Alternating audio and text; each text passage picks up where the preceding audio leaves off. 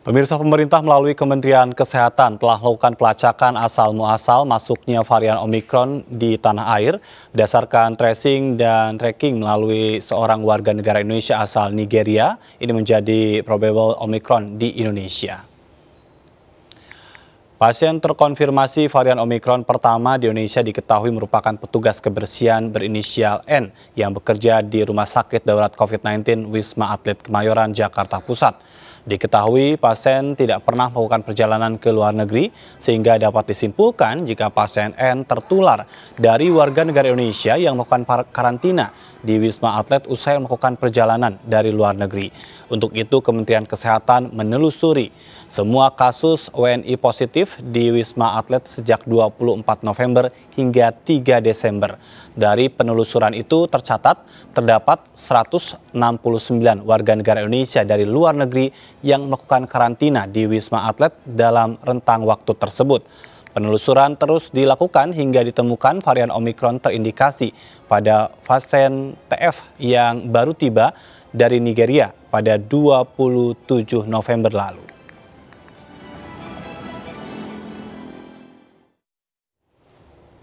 Pemirsa, program vaksinasi terus digencarkan pemerintah baik pusat maupun daerah, terlebih saat ini varian Omikron telah terkonfirmasi masuk ke Indonesia. Masuknya varian Omikron di Indonesia menimbulkan kekhawatiran di tengah masyarakat. Sejumlah kalangan mulai mempertanyakan terkait dengan efektivitas vaksin COVID-19. Namun di tengah rasa takut itu Kementerian Kesehatan menyatakan vaksin COVID-19 yang telah disuntikan ke masyarakat Indonesia masih memiliki proteksi. Pemerintah menghimbau masyarakat yang belum melakukan vaksin COVID-19 untuk segera melakukan vaksinasi di sentra vaksin yang telah tersebar di seluruh Indonesia.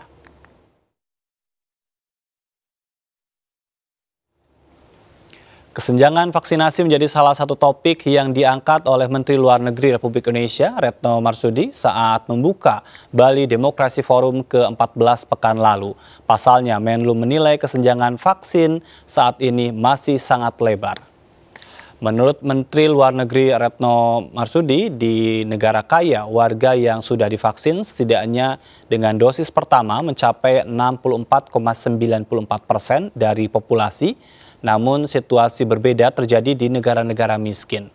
Sementara pada level global, Indonesia telah berkontribusi mendorong kesetaraan vaksin antara lain dengan menjadi co-chair dalam Aliansi Vaksin Global atau COVAX AMC Agreement Group.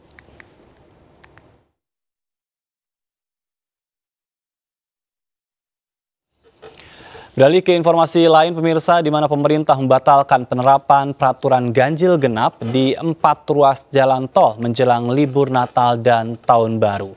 Hal itu disampaikan Direktur Lalu Lintas Polda Metro Jaya, Kombes Pol Sambodo Purnomoyogo.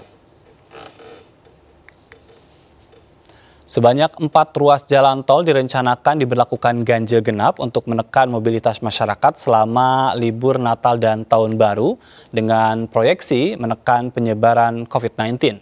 Aturan ganjil genap rencananya akan diterapkan di ruas tol Tangerang Merak, ruas tol Bogor Ciawi, Cigombong, ruas tol Cikampek Palimanan Kanci, dan ruas tol Cikampek Padalarang Cileunyi.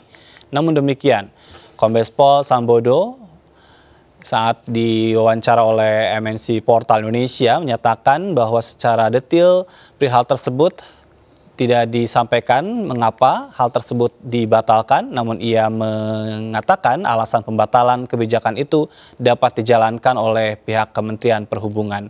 Sehubungan dengan hal tersebut, sebelumnya Menteri Perhubungan Budi Karya Sumadi berencana mengeluarkan kebijakan ganjil genap di sejumlah ruas jalan tol dan wilayah aglomerasi ibu kota provinsi, area tempat wisata, dan wilayah peningkatan mobilitas. Selain ganjil genap, pemerintah juga akan menerapkan buka tutup untuk tempat istirahat. Ada juga direncanakan melakukan sistem satu arah atau one way, sistem lawan arah atau kontraflow, serta melakukan tes acak di rest area dan tempat-tempat yang ditetapkan.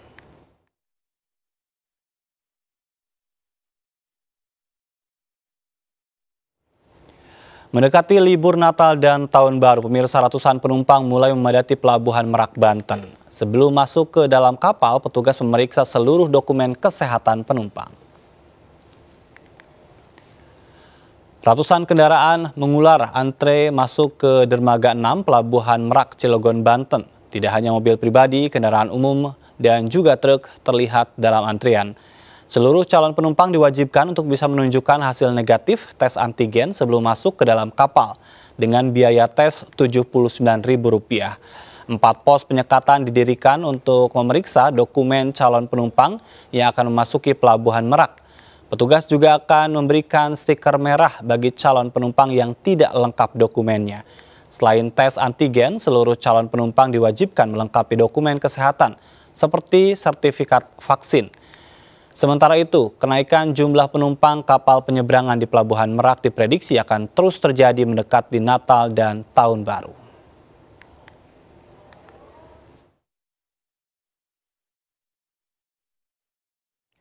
Pemerintah terus berupaya pemirsa untuk mencegah penyebaran varian Omikron. Selama libur dan Natal dan Tahun Baru, pemerintah memperketat aturan perjalanan baik darat, laut, dan udara. Penumpang pesawat diwajibkan menunjukkan sertifikat vaksin minimal dosis pertama dan hasil negatif PCR yang berlaku 3 kali 24 jam sebelum keberangkatan. Untuk penumpang kapal, calon penumpang menunjukkan sertifikat vaksin lengkap dan menunjukkan negatif COVID-19 berdasarkan rapid test antigen. Sementara untuk kereta api antar kota wajib menunjukkan negatif hasil PCR dan vaksin lengkap. Aturan ini diberlakukan mulai 24 Desember 2021 hingga 2 Januari 2022 mendatang.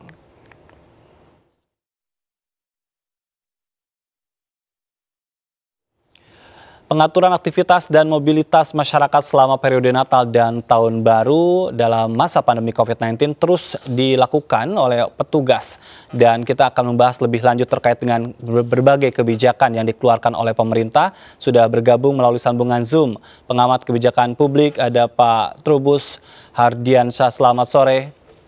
Ya, selamat sore Mas Hajat. Baik, Pak Trubus, saya ingin minta pendapat Anda bagaimana melihat kebijakan demi kebijakan yang sangat dinamis sekali ya di tengah pandemi COVID-19 ini, terutama menjelang Natal dan Tahun Baru.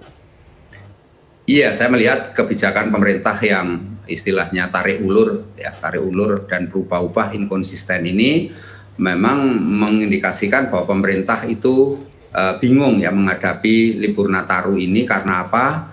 Karena pemerintah mempertimbangkan bahwa libur 2 kali Nataru yang sebelumnya itu terjadi horor penularan, yaitu pada saat virus Wuhan maupun yang terakhir virus Delta. Dan ini kelihatannya pemerintah juga tidak mau kecolongan lagi gitu ya. Dan antisipasinya sebenarnya cukup baik, tapi dengan kebijakan yang berubah-ubah ini tentu menimbulkan satu pemahaman di mana persoalan potensi penularan COVID ini jadi sangat besar gitu. Itu. Baik. Yang kedua saya, Mbak, ya. Iya, silakan dilanjutkan. Yang kedua menurut saya ini pemerintah memang lebih mempertimbangkan aspek ekonomi ya, karena bagaimana juga kalau misalnya mobilitas itu diperketat, maka terjadi adalah dampaknya ke sektor perekonomian. Karena itu kelihatannya pemerintah ingin mencari keseimbangan antara persoalan public health dan persoalan pemulihan ekonomi nasional. Nah, di mana masa tahun baru ini memang basis daripada perekonomian Indonesia ini kan konsumsi rumah tangga ya, basis konsumsi publik lah gitu. Jadi harapannya konsumsi publiknya tinggi pada saat Nataru ini sehingga ekonomi bisa tercover itu, Mas, menurut saya. Pak Trubus, tapi berkaitan dengan tadi tarik ulur, perubahan aturan, tapi bagaimana juga dengan sosialisasi atau setidaknya dengan adanya perubahan yang begitu cepat, mampukah pemerintah juga menyampaikan itu dengan sangat baik? Menurut saya ini ketidakmampuan pemerintah akan memberikan pemahaman kepada publik. Ini kaitannya dengan komunikasi publik ya. Bagaimana kebijakan itu nanti pada akhirnya bisa ditaati oleh publik, itu masalahnya. Karena apa? Karena perubahan yang cepat, di samping itu juga karena pemerintah sendiri melihat kebijakan yang ada hanya semata-mata untuk memberikan ya semacam himbauan kepada masyarakat, maka yang terjadi memang kepatuhan masyarakatnya ya akan rendah gitu. Dan inilah kemudian inkonsistensi ini membingungkan masyarakat juga sebenarnya ketika nanti di suatu saat ada perubahan-perubahan lagi, dan ini persoalannya pada tataran kemudian implementasi di lapangan itu terutama di daerah akan dihadapkan oleh situasi banyaknya mobilitas masyarakat publik ya, masyarakat gitu yang pada hari-hari Nataru ini otomatis mereka istilahnya bertumpuk-tumpuk atau numplek-blek gitu ya, berbondong-bondong ke tempat-tempat wisata atau tempat-tempat terjadinya kerumunan masyarakat. Nah, di sini kemudian pemerintah daerah dihadapkan oleh ketidakmampuan di dalam pengawasannya juga, Mas, untuk daerah itu. Jadi pengawasannya, kalau misalnya terjadi ledakan Omikron taruhlah misalnya, itu infrastrukturnya apa siap? Saya rasa juga nggak akan siap, Mas, ini situasi seperti ini kan, terutama terkait dengan nakes, terkait dengan obat-obatan dan fasilitas kesehatan lainnya. Itu menurut saya, dan di pusat sendiri saya rasa juga nggak akan siap juga, Mas, begitu nanti terjadi lonjakan penularan sebagaimana pada kasus virus Delta tahun lalu gitu, Mas. Baik, ini berkaitan dengan lahirnya kebijakan demi kebijakan, Anda sendiri melihat bagaimana koordinasi antar instansi, karena banyak juga ya instansi yang mengeluarkan kebijakan secara paralel begitu. Ya, ini saya lihat memang sebenarnya antar instansi itu kan bersifat kolaborasi ya, tetapi yang terlihat di publik itu malah kelihatan berkompetisi gitu. Jadi banyaknya kebijakan yang berbeda-beda memperlihatkan ego sektoralnya masing-masing kementerian dan lembaga, instansi. Di satu sisi juga memang ini mengindikasikan memang ada unsur masing-masing untuk mempertontonkan kapasitasnya di tengah publik gitu loh, Mas. Jadi ini menjadikan potret di mana sebenarnya buruknya koordinasi, lemahnya kolaborasi di antara instansi itu sendiri. Padahal penanganan COVID ini kan harusnya sesuatu yang bersifat sinergitas gitu ya, keterpaduan antara berbagai instansi, antara berbagai stakeholder. Tetapi yang terjadi pada saat ini justru masing-masing kementerian ataupun lembaga atau badan ini menyampaikan informasi yang berbeda-beda gitu, yang dimana kemudian harusnya itu kan satu pintu, tetapi yang terjadi malah